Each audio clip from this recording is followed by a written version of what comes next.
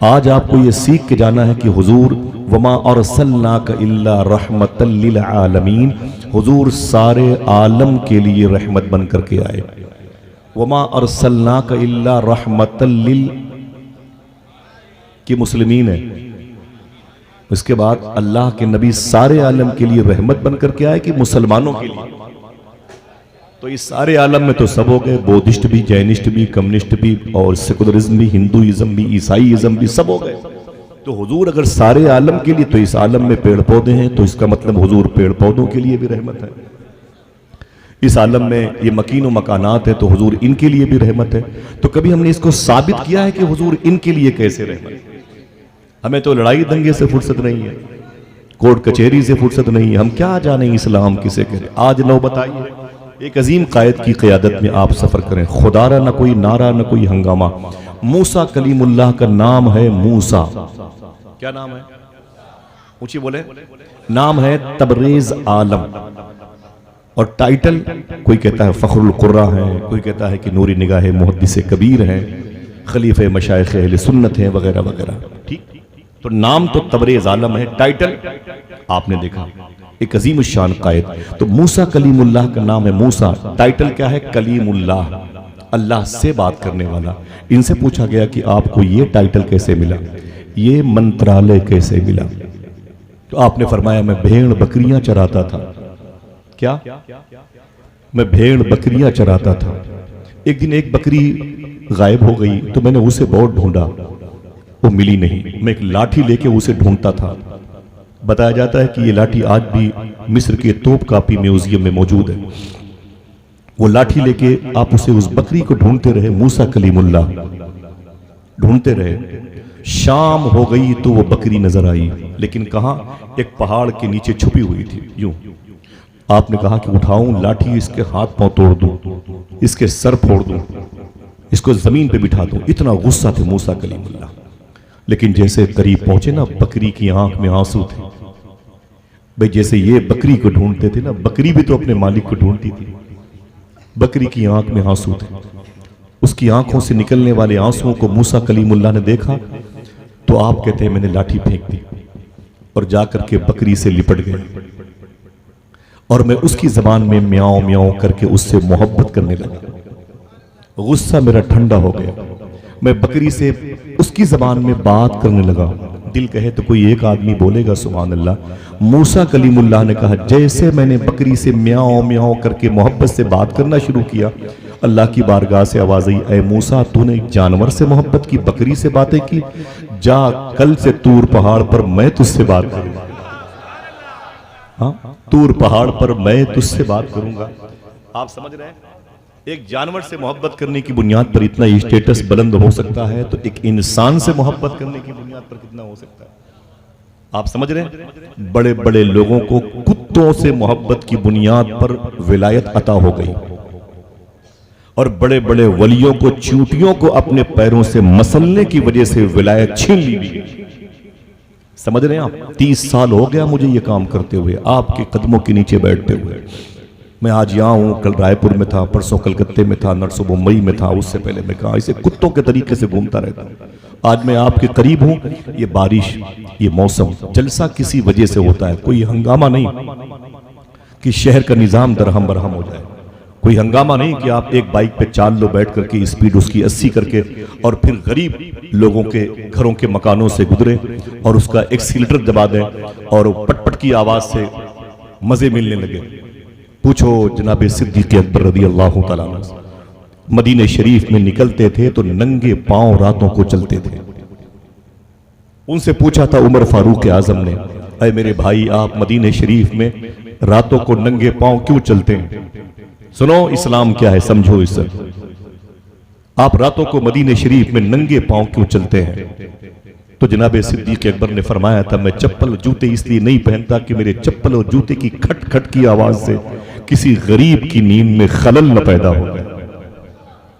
कहा ये उसूल आपको किसने दिया? तो आपने फरमाया कि ये तालीम मुझको मदीने वाले आका ने दी, वही जो सारे आलम के लिए, बोलो भाई, क्या बन करके आए? रहमत बन करके आए। आप ऐसे बैठे रहें सुनते रहें तो मैं आपको कई घंटे बता सकता हूं कि हुजूर जानवरों के लिए, परिंदों के लिए, पेड़ पौधों के लिए कैसे रहमत है। समझ रहे? एक बकरी से मोहब्बत की बुनियाद पर अल्लाह ने सिफत कलीमी मूसा अलैहिस्सलाम को अता फरमाई। वादा करो इंशाअल्लाह नफरतें खत्म करेंगे। हर जलसे में न जाया करो, एक जलसे में जाया करो, जो सुना करो, जो समझा करो, उस पर इंशाअल्लाह हम और आप अमल किया करेंगे। फिर कभी जब उस पर अमल कर लेंगे तो 10 साल के बाद दूसरे जलसे में जाएंगे। रोज जलसे में जाते हैं, अमल कुछ नहीं करते।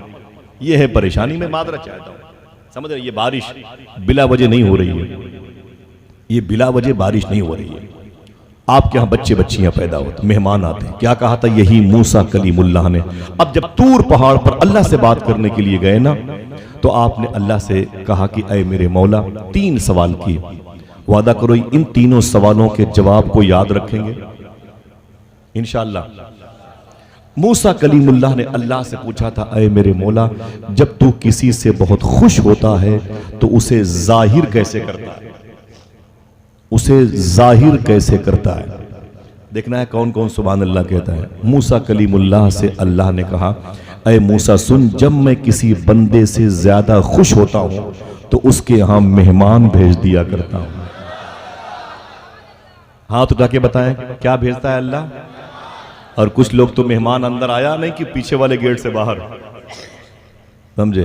और कहते हैं कि अपने ही बेटों से कहते हैं कि कह दो कि अब्बू घर पर नहीं है। कितना बड़ा झूठ है ये इस्लाम के खिलाफ है, इस्लाम के खिलाफ है।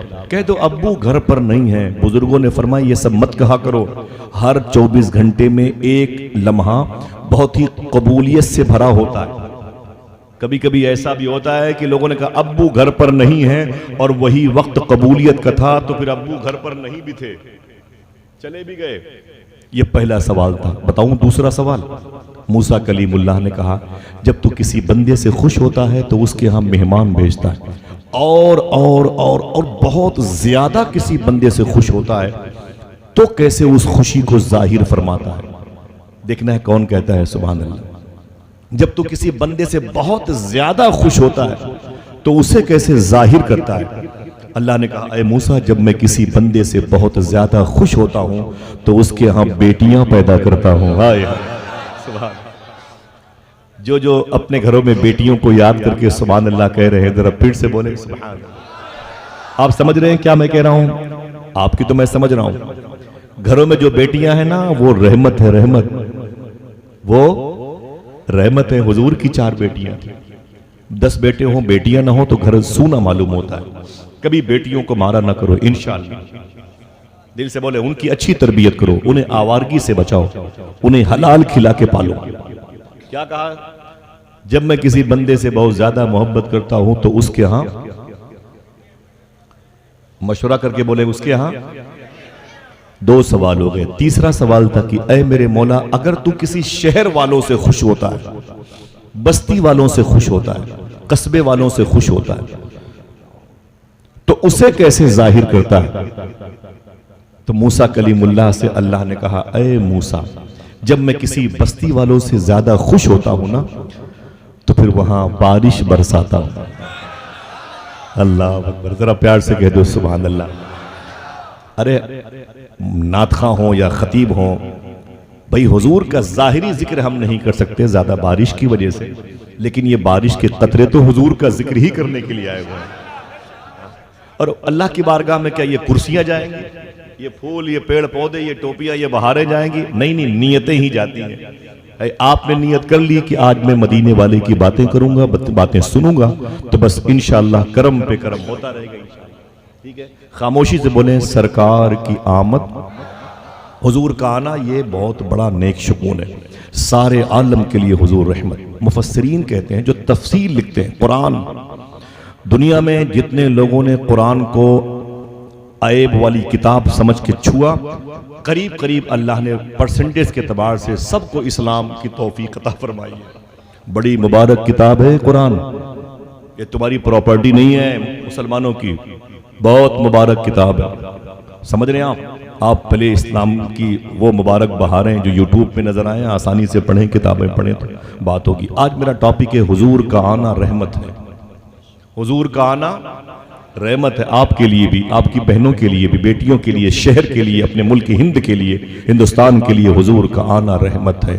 कुरान में तकरीबन मुफस्सिरीन कहते हैं कि 22 ऐसी आयतें मौजूद हैं जिनमें हुजूर के आने को एक नेमत और इशारे कनाए में अल्लाह ने रहमत कहीं नूर की हैसियत से जाहिर किया।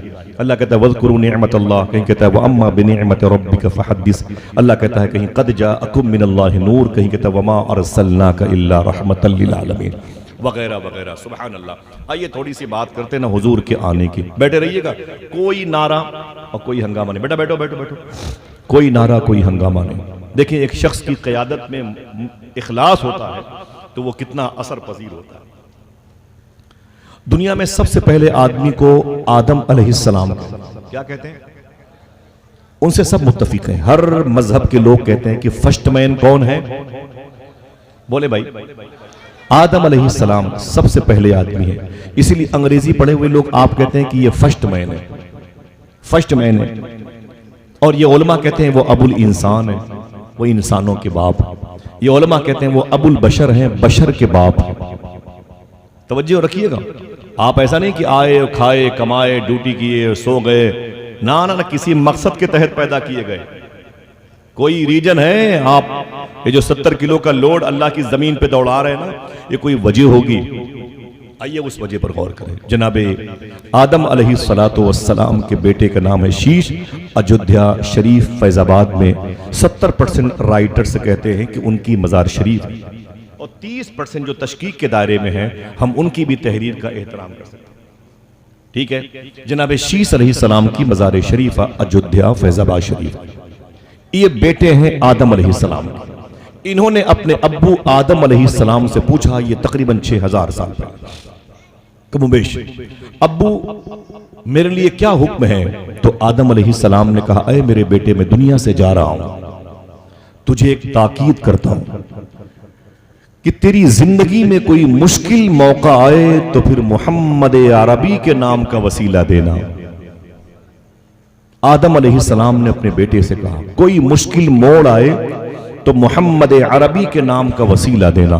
तो जनाब शीस अलैहिस्सलाम ने क्या कहा, अल्लाह ने आपको पैदा किया, आप पहले आदमी हैं, मैं आपका बेटा हूं, ये दरमियान में मोहम्मद कहां से आ गया? समझ रहे आप? अल्लाह ने आपको पैदा किया, आप पहले आदमी हैं, मैं आपका बेटा हूं, ये दरमियान में मोहम्मद कहां से आ गए? अगर दिल कहे तो सुभान अल्लाह कहना। आदम अलैहिस्सलाम ने कहा, अरे मेरे बेटे शीश, मेरी बिगड़ी इसी नाम ने बनाई है। अच्छा, आपको कैसे पता चला अब्बू कोई मोहम्मद अरबी है? तो जनाब आदम अलैहिस्सलाम ने फरमाया कि अरे मेरे बेटे शीश, जन्नत में जब आग पानी मिट्टी हवा से अल्लाह ने मेरी पर्सनालिटी बनाई थी और इसमें रूह डाली, मैं उठ के बैठ गया, फिर खड़ा हुआ तो मैंने क्या देखा, जन्नत के दरख्तों की हर पत्ती पर जहां अल्लाह लिखा था वहीं उसके आगे मोहम्मद लिखा था। बस मैं समझ गया, अल्लाह वो जिसने कायनात बनाई, मोहम्मद वो जिसकी वजह से कायनात बनाई।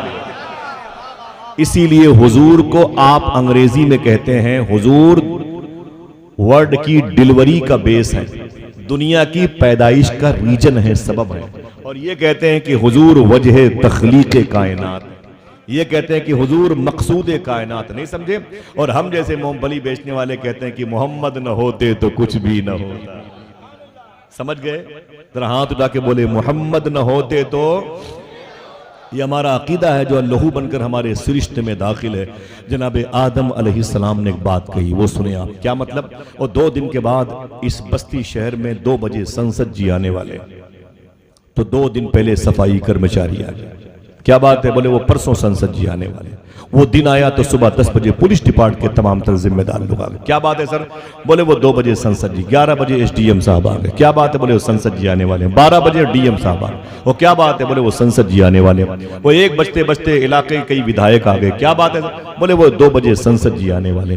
क्या मतलब? जनाब आदम अलैहिस्सलाम ने अपने बेटे से कहा, अरे मेरे बेटे शीश, मैं और तू और तेरे बाद तेरी औलाद है, तेरे बाद तेरी औलादें, वो चाहे सुलेमान अलैहिस्सलाम हो, याकूब अलैहिस्सलाम हो, इफ्राहीम हो, जनाबे नूह अलैहिस्सलाम हो, स्वालेह अलैहिस्सलाम हो, हूद अलैहिस्सलाम हो, लूत अलैहिस्सलाम हो, मूसा कलीमुल्लाह हो, जनाबे ईसा रूहुल्लाह हो, और जनाबे यूशा बिन नून हो, जनाबे जुल्किफ्ल हो। ऐ मेरे बेटे शीश सुन, मैं और मेरे बाद तू, तेरे बाद सारे नबियों और रसूलों की जो आमद होने वाली है, ये सारे नबी इसलिए जमीन पर आएंगे और अपनी अपनी उम्मत से कहेंगे, अय मेरी उम्मत के लोगों, जमीन को पाको साफ कर दो, मक्के में रसूलों के सरदार आने वाले। एक अनाउंसर, एक संचालक, एक नाजिम की हैसियत से ये सारे अंबिया आएंगे, नबी रसूल आएंगे और बाद में इस जमीन और आसमान का बेइज़्निल्लाह मालिको निगरा मक्के में आएगा। फिर एक आवाज आएगी बरेली से कि जिस सुहानी घड़ी चमका तैबा का चांद। जरा हाथ उठा के बोले, उस दिल अफरोज साअत पे अल्लाह के रसूल सल्लल्लाहु अलैहि वसल्लम का इंतजार किया हर नबी ने। हुजूर सल्लल्लाहु अलैहि वसल्लम के अब्बू का नाम था, एक आदमी बोलेगा, हजरते अब्दुल्ला। क्या नाम था? जब तक याद ना करा दूंगा जाऊंगा नहीं, चाहे मौलाना तबरेज साहब खुद चले जाएं मेरे घर मुझे छोड़ने के लिए, मैं यहीं रहूंगा। समझ रहे हैं आप? मैं यहीं रहूंगा। 8 साल पहले की मेरी दावत है, अब दिल कह रहा है कि मैं 8 साल के बाद जाऊं यहां से। ऐसी मोहब्बत है, क्या बात है, सुभान अल्लाह। बस एक मतलब कहने का है, मुसाफिर आदमी हूं और थकावट और थोड़ा सा दिक्कत होती है, उसके लिए मादरत चाहता हूं। लेकिन एक अजीम जात, अजीम मोहसिन से मुलाकात हुई जो दुर्वेश मिजाज भी है और जाहिरी तौर पर मुल्क और शहर की फिजा को बदनज़मी से बचाने का ख्वाह भी है। अल्लाह उसके मिशन को कामयाब फरमाए। समझे, हुजूर सल्लल्लाहु अलैहि वसल्लम के अब्बू का नाम है हजरत अब्दुल्ला। क्या नाम है? हजरत। और उनके अब्बू का नाम है अब्दुल मुत्तलिब और उनके अब्बू का नाम है हजरत हाशिम। जनाब हाशिम बेटे हैं अब्द मुनाफ के, अब्द मुनाफ बेटे हैं कुसई के, कुसई बेटे हैं किलाब के, वो बेटे हैं मुर्रा के, वो बेटे हैं लुई के और वो बेटे हैं फेहर के। फेहर ही का टाइटल था कुरैश, इसीलिए हुजूर को कुरैशी भी कहा जाता था। ये फेहर का टाइटल था कुरैश। अल्लाह के रसूल सल्लल्लाहु अलैहि वसल्लम के सगे परदादा के दादा जनाब कुसई, उनकी शादी मक्के शरीफ में हुई। एक बेटा पैदा हुआ, उसका नाम था अब्द मुनाफ। अब्द मुनाफ जब बड़े हुए तो उनकी शादी फिर मक्के शरीफ में हुई। जिस लड़की से, उस लड़की का नाम था आतिका, ऐन अलिफ ते काफ हा, आतिका। हुजूर के सगे परदादा के अब्बू अब्द मुनाफ और आतिका जब इकट्ठा हुई तो उनके घर में एक चांद जैसा बेटा पैदा हुआ जिसको दुनिया हजरत हाशिम कहती है। इसीलिए हुजूर को हाशमी कहा जाता है। समझ गए? इसीलिए हुजूर को हाशमी कहा जाता है। हुजूर के सगे परदादा हैं जनाब हाशिम। ये पैदा हुए मक्के शरीफ में और पले बढ़े मक्के शरीफ में।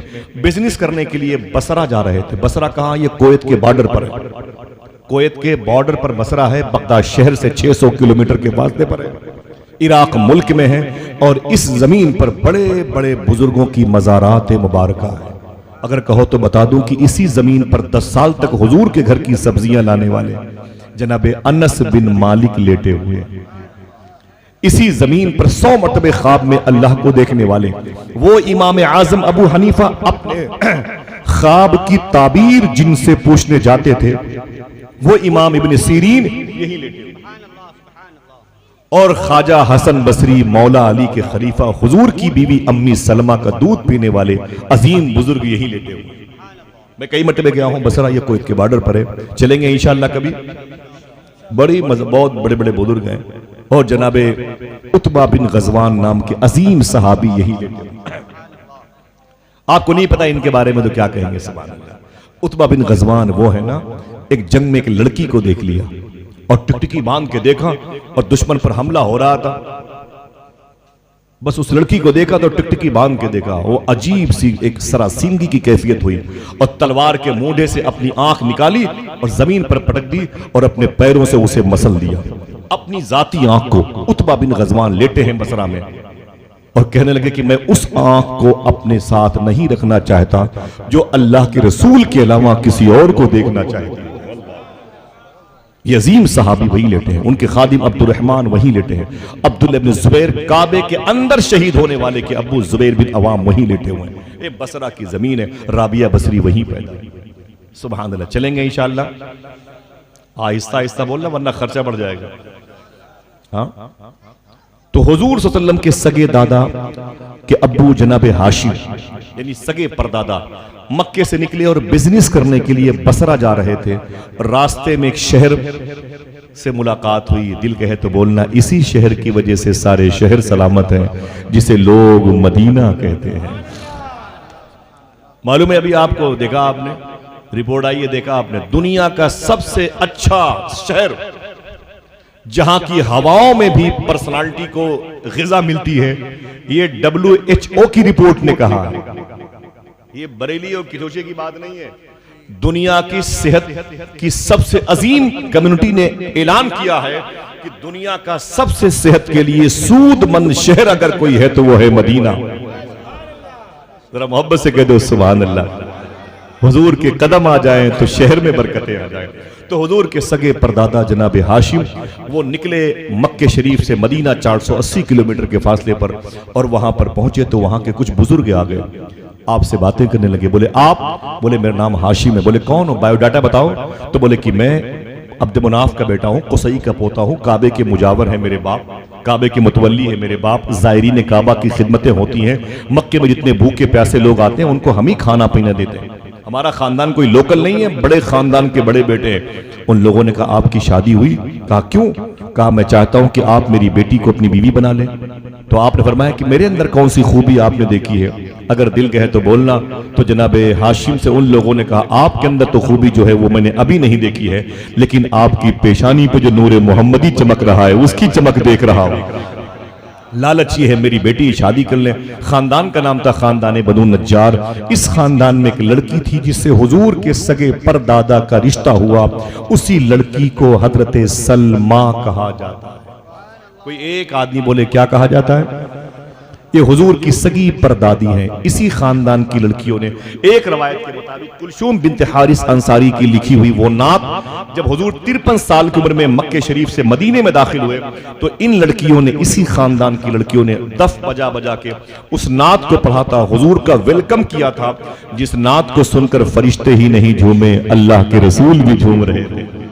अभी तकरीबन 10 दिन पहले फलस्तीन के बच्चों ने दिन भर अगर किसी नात को पढ़ा है तो इसी नात को पढ़ा है, तलअल बद्रु अलैना मिन सनियातिल वदाई।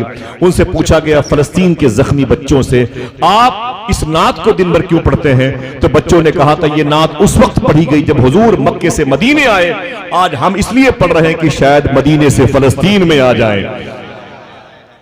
जरा प्यार से कह दो समय बेटा बात करना है ना ना ना ना ना, एकदम सीधे मैं वापस चला जाऊंगा, ठीक है? बच्चों को अलग कर देना, ये अपने घर के बच्चे होंगे, बात ना करना, ठीक है बेटा? जरा हाथों को उठा के बोलो सरकार की आमद, ऊंची बोले सरकार की आमद।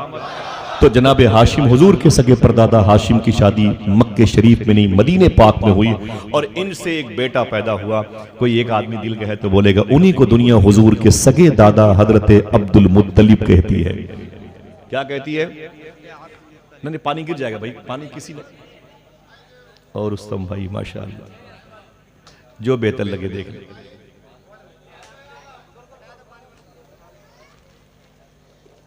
किसी को तकलीफ ना होना भाई, वो बेचारा। सरकार की आमद, ऊंची बोले सरकार की आमद।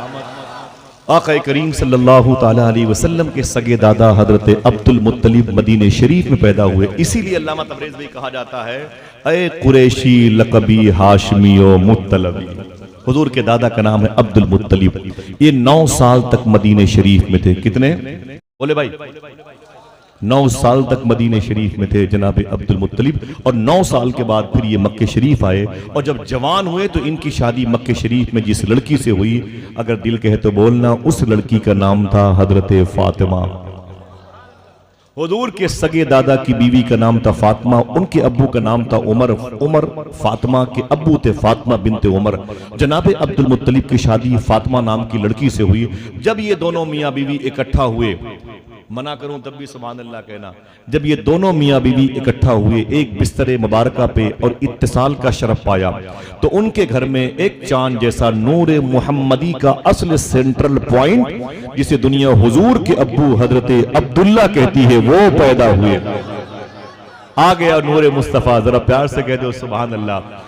पैदा हुए तो दुनिया में बहारें ही बहारें थी। अभी हुजूर के अब्बू आए हुए हैं तब ये बहार का आलम है। ईसाई और यहूदी बड़े बड़े आलिम आपके हाथों को चूमते थे। आप जब पेड़ पौधों के करीब से गुजरते तो शाखें झुक झुक करके सलामी दिया करती थी। आप फरमाते क्या बात है, मुझको इतना एहतराम की नजर से क्यों देखा जाता है? तो आवाज आती थी कि नूरे मोहम्मदी की वजह से है।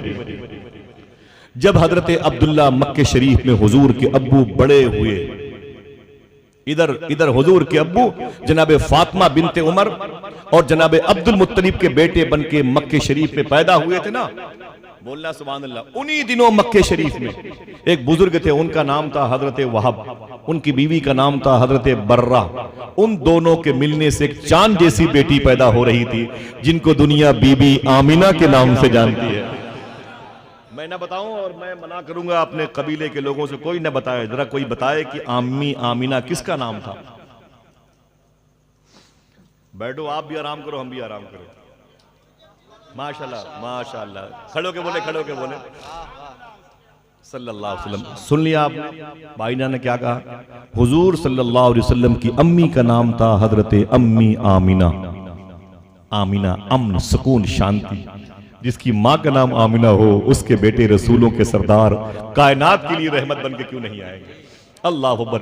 इधर ये पैदा हुए जनाबे अब्दुल्ला, जनाबे फातिमा बिनते उमर अब्दुल मुत्तलिब के यहाँ, उधर वहाब और बर्रा के यहाँ हजरत बीबी आमिना पैदा हुई।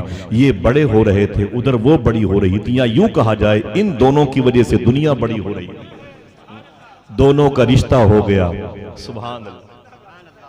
आपके रिश्ते की बात करूं तो कुर्सी पे खड़े होकर सुभान अल्लाह कहोगे, नहीं बस बोलते रहिए, अभी चाय आ रही है। बोलो भाई, ये हुजूर के अब्बू के रिश्ते की बात हो रही है। बस 60 साल के हो गए तभी कहते हैं बेटा जनवरी में मेरी बारात गई थी। लोग याद रखते हैं। मालूम है आपको कि हुजूर के अब्बू की शादी किस महीने हुई? रजब शरीफ के महीने में हुई। किस महीने? रजब शरीफ के महीने में हुई। हुजूर के अब्बू की शादी रजब शरीफ के मुबारक महीने में हुई। तवज्जो करना, रजब शरीफ के मुबारक महीने में हुजूर के अब्बू की यूं समझ लो बारात गई। इशारे की बात करता हूं, माँ बहनें कहीं बैठी होंगी या रिकॉर्डिंग सुने तो कोई ऐसा गलत मैसेज न जाए।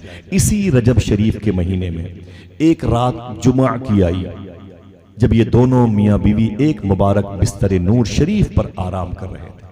हर दूसरा शख्स साहिब औलाद है। इशारे की जबान समझिएगा, पढ़े लिखे लोग बैठे हुए हैं। इसी रजब शरीफ के महीने में हुजूर की अम्मी आमिना और हुजूर के अब्बू जनाब अब्दुल्ला दोनों एक बिस्तरे मुबारका पे आराम कर रहे थे। और उसी रात वो नूर मुहम्मदी जो जनाब अब्दुल्ला की पेशानी पे चमकता था, जो उनकी पीठ में आया, और उसी रात अम्मी आमिना के शिकम में तशरीफ लाया। एक आदमी जो समझ चुका हो जरा हाथ उठा के बोले सुभान अल्लाह। समझ गए आप? इसी रात अम्मी आमिना के पेट में हुजूर का नूर तशरीफ लाया। धूम मच गई। बस बस अब वो आ गए जिनकी वजह से कायनात बनाई गई। अब वो आ गए जिनको वजह तख्लीक कायनात का बस आने वाले हैं। वो आ गए हैं, वो आए, वो आने वाले हैं। अल्लाह अकबर। आका करीम की आमद के बाद करीब हुआ चाहता है। रजब के बाद कौन सा महीना आता है? बोलो। किसी का नाम इसलिए बता रहे हैं कि वाकई याद है। बादशाह बड़े ज़हीन लोग हैं। रजब शरीफ के बाद शाबान का महीना आता है, और शाबान के बाद रमज़ान का महीना आता है। इन्हीं 2 महीने शादी को हुए थे। तब रमज़ान में ये रोज़े, ये ईद की बहारें नहीं थी। हुजूर के दादा अब्दुल मुत्तलिब रमज़ान के महीने का मगर एहतराम करते। वो कभी कभी मक्के के पहाड़ों में चले जाते। मालूम है 72,000 पहाड़ थे तकरीबन मक्के के अतराफ में। उन पहाड़ों में जाते, अल्लाह को याद करते। वो मवाहिद परस्त, तौहीद परस्त, खुदा को एक कहते थे जनाब अब्दुल मुत्तलिब। ऐसी रमजान के दिन नहीं गुजरते जिस सहरी अफ्तारी, ना ना ना ना ना। अभी तो हुजूर तशरीफ नहीं लाए, और हुजूर सल्लल्लाहु अलैहि वसल्लम अपनी अम्मी जान के पेट में, इशारा समझ रहे हैं? हुजूर अपनी अम्मी जान के पेट में है, जिसको शिकम कहते हैं। तवज्जो रखना, जिसको शिकम कहते हैं। जब रमजान का महीना आया तो हुजूर के अब्बू ने क्या कहा? अरे मेरी बीवी आमिना, मैं बिजनेस करने के लिए मुल्क शाम जाना चाहता हूं। कहा? मुल्क शाम जाना चाहता हूं। शाम का एक नाम है सीरिया, इसकी राजधानी को दमिश्क कहते हैं। इसी शहर में सुल्तान सलाहुद्दीन अय्यूबी लेटे हुए। इसी शहर में उमर बिन अब्दुल अजीज जैसा इंसाफ पसंद बादशाह लेटा हुआ है। कसम खुदा की, अगर आप किसी मौके पर मुझसे मिले, उमर बिन अब्दुल अजीज की कहानियां सुनाऊं ना, तो आपकी चीखें बुलंद हो जाएंगी। ऐसा बादशाह जमीन पर गुजरा जिसके दौर में शेर और बकरी एक घाट पर पानी पीते थे। आज नफरतों की मंडी है। जिस मुल्क की तरफ देख लें, वो चाहे हिंदुस्तान हो चाहे पड़ोसी मुल्क हो, चाहे वो नेपाल हो, चाहे वो अरब कंट्री हो, चाहे वो फ़लस्तीन हो, हर जगह बस कौम को परेशान करो, पब्लिक को परेशान करो। इस किस्म की इनके दौर की हिस्ट्री कभी मुझसे सुनना, इंशाअल्लाह बोले कभी मैं आऊँगा तो मुझसे सुनना। ये वहीं लेटे हुए हैं, उमर बिन अब्दुल अजीज़, और अगर दिल कहे तो बोलो इसी शहर में सुल्तान सलाहुद्दीन अयूबी के रोज़े शरीफा के करीब में वो सहाबी लेटे हैं जिनको हजरत खालिद इब्न वलीद कहा जाता है। इसी शहर के करीब में कब्रिस्तान है, जिस कब्रिस्तान में इमाम हुसैन की बेटी हजरत सुकैना आराम कर रही है। काश आप जोर से बोले, इसी कब्रिस्तान में इमाम हुसैन की बहन हजरत सानिया ज़हरा अम्मी ज़ैनब आराम कर रही है। अगर मैं मना करूं तब भी सुभान अल्लाह कहना। इसी कब्रिस्तान में हजरत बिलाल हबशी भी आराम कर रहे हैं। तकलीफ ना हो, आप जिस भी खानकाह के हो, तकलीफ ना हो, हर उस खानकाह में लेटे हुए बुजुर्ग से पूछो तो वो बताएंगे कि इसी शहर की इसी अजीम कब्रिस्तान में जनाब हजरत अमीर मुआविया भी आराम कर रहे हैं। क्यों बात की तकलीफ भाई? आप ये बात करते हैं, बात जिस आस्थाने पर आप रुके हुए हैं ना, उन सारे बुजुर्गाने दीन ने हुजूर के मुसाहिबीन के, हुजूर के जानिसारों की इज्जत और तकरीम बजा लाई है। हुजूर के सगे अब्बू ने कहा, अय मेरी बेगम आमिना, मैं बिजनेस करने के लिए जाना चाहता हूँ मुल्क शाम। फरमाया जाए, पैसे कमाना इबादत है। और आपने क्या कहा? अय मेरी बीवी आमिना, तेरे पेट में मेरी मोहब्बत की निशानी है। समझ रहे हैं? तेरे पेट में मेरी मोहब्बत की निशानी है, इसका ख्याल रखना। अब दिल कहे तो बोलना, अय मेरी बीवी आमिना, तेरे पेट में मेरी मोहब्बत की निशानी है, ये 9 महीने के बाद जो पैदा हुआ, इसका ख्याल रखना। आवाज आई, अय अब्दुल्ला, आमिना उस निशानी का क्या ख्याल रखेगी? वो निशानी खुद आमिना का ख्याल रखेगी। वो नबियों में रहमत लक़ब पाने वाला हुजूर सारे आलम के लिए रहमत है, तो अपनी माँ के लिए रहमत क्यों न हो? साहिबों, कोई बीमार होगा तो इंशाअल्लाह शिफा पा जाएगा। बस आप बैठो और हुजूर के आने के मकसद पर गौर करो। आप एक शहर के जिम्मेदार इंसान हैं। अगर शहर टूटे तो उसे जोड़ना आपकी जिम्मेदारी, अगर शहर बिखर जाए तो उसे संवारना आपकी जिम्मेदारी है। मुल्क में कहीं आग लगे तो उसे बुझाना आपकी जिम्मेदारी। क्यों? आप उस नबी की उम्मत में से हैं जिस नबी को अल्लाह ने सारे आलम के लिए रहमत बनाया। अल्लाह अकबर। हुजूर के अब्बू निकले, और निकले ना चले गए। 100-150 लोग बिजनेस करने के लिए साथ में चला करते थे। कोई दालचीनी, कोई काली मिर्च लिए हुए है, कोई काजू लिए, कोई बादाम लिए, कोई खजूर लिए, कोई जैतून का तेल लिए, कोई मखमल के कपड़े लिए, सब लाद फान के अपना बिजनेस करने जाते थे। जब गए मुल्क शाम में बिजनेस करके वापस मदीने हो करके मक्के आना था, हुजूर के अब्बू को तो तकरीबन 3.5-4 महीने हो गए थे। और जैसे ही मदीने शरीफ में पहुंचे, भरी जवानी में हुजूर के अब्बू का मदीने शरीफ में इंतकाल। अल्लाह अकबर। भरी जवानी में हुजूर की अम्मी 23-23.5 साल में बेवा हो गई। हुजूर के अब्बू का मदीने शरीफ में इंतकाल हो गया। किताब मेरे पास रखी है। फरिश्तों ने कहा, मेरे मौला, वो जो यतीमों का सहारा बन के आने वाला था, वो तो खुद यतीम हो गया। वो तो खुद यतीम हो गया। वो जो यतीमों का सहारा बनना था, अल्लाह ने कहा कि उसकी हिफाजत की जिम्मेदारी मैंने ले रखी है। मैंने इसलिए उसके बाप का साया हटा दिया कि उस पर किसी का एहसान न रहे सिवाय मेरे। अल्लाह, तुम्हारा काम है दुरूद पढ़ना, मेरे हबीब का इंतजार करना। मालूम है, कोई व्हाट्सएप, कोई फेसबुक, कोई इंस्टाग्राम, कोई अल जजीरा, कोई BBC, कोई चैनल नहीं था कि मदीने से मक्के खबर आती कि फला साहब का देहांत हो गया, इंतकाल हो गया। ऐसी कोई न्यूज रसा एजेंसी नहीं थी।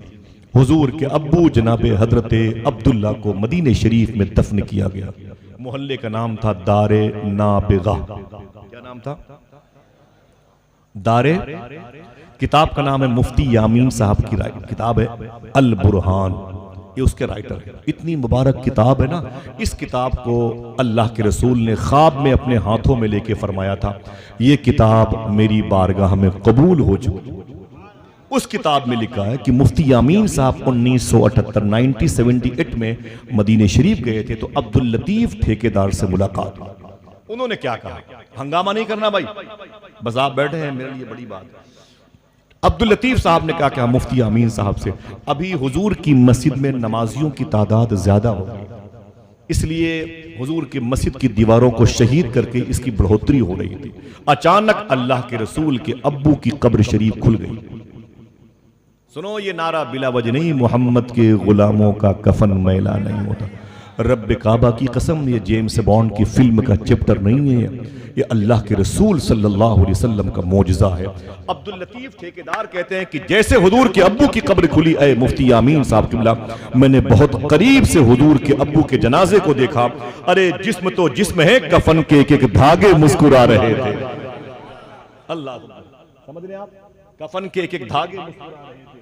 आका करीम सल्लल्लाहु अलैहि वसल्लम, आला हजरत सरकार के खलीफा कुतुब मदीना शेख ज़ियाउद्दीन मुहाजिर मदनी रहमतुल्लाह तआला अलैह ने हुजूर के अब्बू की पेशानी का बोसा दिया। अगर मैं मरने वालों की बॉडी की जिंदगी की बात करूं तो एक अलग टॉपिक हो जाएगा, ताकि वहाबिया दयाबना को तस्कीन मिले, अल्लाह उसे हिदायत दे।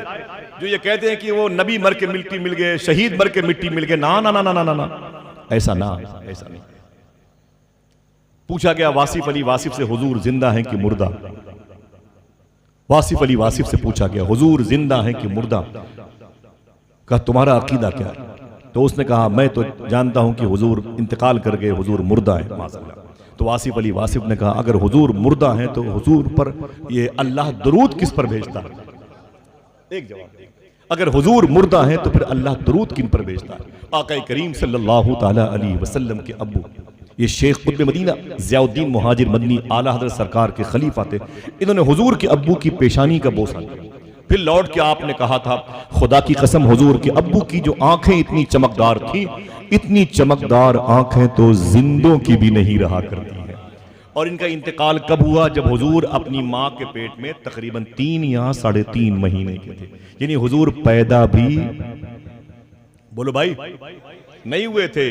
अब वो ग्रुप जो इनके साथियों का था उसे मदीने शरीफ से मक्के आना था। अभी मक्के वालों को खबर नहीं, आपको पता चल जाए कि मेरी जो है घर वापसी हो रही है, 10-20 लोग अरब शरीफ में बिजनेस करें, 3 साल के बाद अयोध्या एयरपोर्ट पर उतरे तो फिर बस्ती से 10-20 गाड़ियां पहुंच जाती हैं, बहनें भी चली जाती हैं, बीवी चली जाती है, बाप भी लाठी टेकते हुए पहुंच जाता है और भाई भी चला जाता है। समझ रहे हैं? क्यों भाई क्यों? बोले मेरा बाप आने वाला है, मेरा बेटा आने वाला है, मेरी बहन कहती है मेरा भाई आने वाला है, वगैरह वगैरह।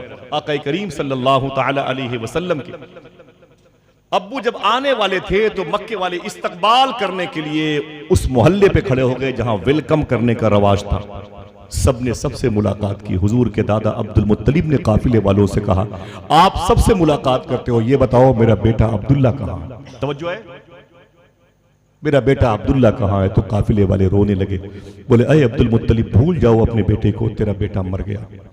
जमीन पर गिरे, बेहोश हो गए। हुजूर के दादा चीख मारे, बेहोश हो गए। बाद में होश आया तो रोने लगे, बोले हाय मेरा बेटा, हाय मेरा बेटा। कलीम दानिश कानपुरी ने कहा था कोई इस दर्द को एक बाप से बेहतर न समझेगा, जवां बेटा गुजर जाए तो कांधा टूट जाता है। अल्लाह के रसूल के दादा बहुत रोए। घर के लोगों ने उठाया और उठा करके बोले इनको घर ले चलो। आपने फरमाया मुझे घर मत ले चलो, मुझे मेरी बेटी बहू अम्मी आमीना के घर ले चलो, क्योंकि जिनका इंतकाल हुआ था उनके शौहर थे वो।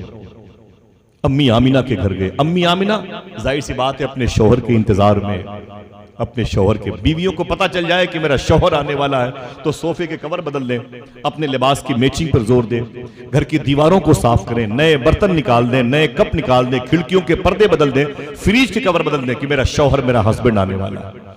वसीम बरेलवी ने कहा था कि उसूलों पर जो आंच आए तो टकराना जरूरी है, जो जिंदा हो तो फिर जिंदा नजर आना जरूरी है। थके हारे परिंदे जब बसेरे के लिए लौटे तो सलीका मंद शाखों का लचक।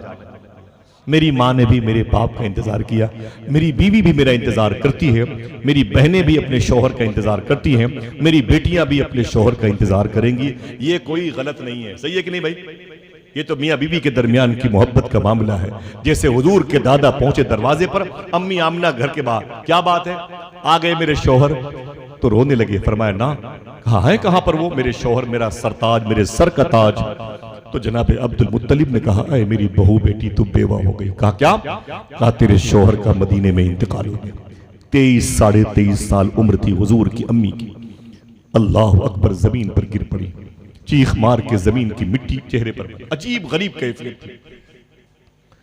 किताब मेरे पास है, उसमें लिखा है कि आपने एक मरसिया कहा था, शोहर की जुदाई में कलाम कहा था। वो कलाम इतना दर्दनाक है कि अगर कोई हल्की तबीयत का आदमी उसे पढ़ दे तो हो सकता है उसके दिल के टुकड़े टुकड़े हो जाए। एक शौहर की जुदाई पर एक बीवी ने, जवान बीवी ने क्या कहा था, साहिबो वो घर बैठे बैठे मुर्गे मुसल्लम खा लेना, 800 रुपए किलो गोश्त खा के हड्डियां और दूसरों के दरवाजों पर फेंक देना, दूसरों की बहन बेटियों का मजाक उड़ा लेना, खुशियों में गर्क रहना, जनाजे को कांधा देते वक्त उमर शरीफ के ड्रामे की बातें करना, ये बड़े आसान काम है। लेकिन कभी मुश्किलें अपनी जात पर आती है तो एहसास होता है कि इन मुश्किलों में दम कितना होता है, ताकत कितनी, ये हिला के रख देती है, इंसान जिंदा होकर के भी मुर्दा हो जाता है। अम्मी आमिना जमीन पर गिरी और आपने रोते हुए मरसिया लिखा, पूरे खानदान के लोग जमा है, अय आमिना न रो न रो न रो, हम है ना, तुझे बोरियत होगी तो मुझे बुला लेना, तुझे तकलीफ होगी तो मुझे बुला लेना। अम्मी आमिना ने क्या कहा, ना ना ना ना ना, ना। आप लोग अपने अपने घर चले जाएं, मेरी फिक्र ना करें।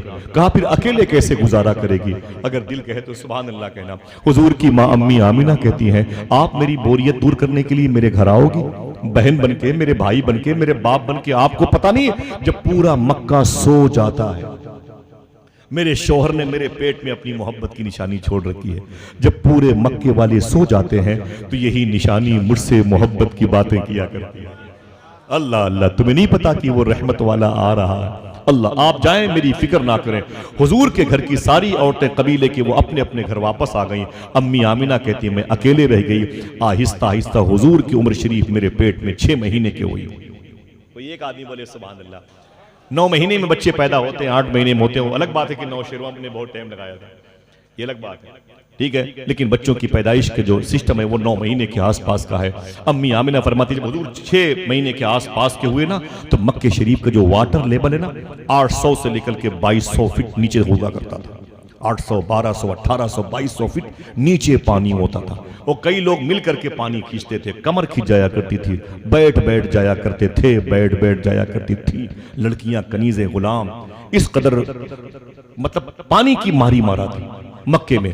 अम्मी आमिना फरमाती जब हुजूर मेरे पेट में थे ना, जो समझेगा वही सुभान अल्लाह कहेगा, मैं जब भी पानी लेने के लिए कुएं पर जाती थी तो बगैर रस्सी के जाती थी और बाल्टी से भर भर लाया करती थी। समझ गए, बगैर रस्सी के जाती थी और बाल्टी से पानी भर भर लाया करती थी। और मेरी सहेलियों ने कहा, आमिना अजीब बात है, ये 2000 फीट नीचे पानी, वाटर लेवल मक्के का कितना नीचा है, और तू बाल्टी लेके जाती है और पानी भर भर लाती है। तो अम्मी आमिना फरमाती, मैं अपनी सहेलियों से कहती है, चल चल चल मेरे साथ चल, चल तुझे बताऊं कि मैं पानी कैसे लाती हूं।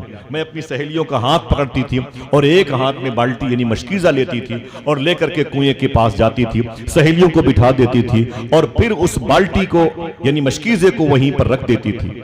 तवज्जो रखना भाई, वहीं पर रख देती थी। उसके बाद अम्मी आमिना फरमाती है, मैं कुएं में झांक करके देखती, नीचे कुएं में झांक करके देखती, कोई खामोश न रहे। फरमाती नीचे कुएं में जब मैं झांक करके देखती तो मेरे पेट में मोहम्मद अरबी सल्लल्लाहु अलैहि वसल्लम जब होने की वजह से ना मेरे चेहरे से नूर निकलता था।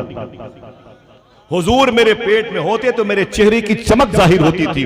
अम्मी आमिना फरमाती है, जब मैं कुएं में झांक करके देखती तो नीचे वाला पानी नूरे मोहम्मदी को देखने के लिए ऊपर आ जाया करता था और मैं बड़ी आसानी से बाल्टी डाल करके पानी भर लिया करती थी। तो मेरी सहेलियां कहती, आमिना तू बड़े कमाल वाली है। तो मैं कहती, ना ना ना ना ना, मेरा कमाल नहीं, कमाल नूरे मोहम्मदी का है, वो जिसके बारे में लगेंगे नारे, नूर वाला आया है। जरा हाथ उठा के बताओ, नूर वाला आया है। फिर से बोलो,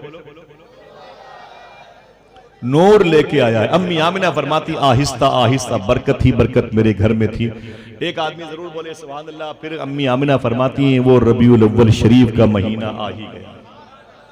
फिर से बोले, हाँ, हुजूर की आमद का महीना, हुजूर की मुबारक यानी डिलीवरी शरीफ का वक्त आ ही चुका।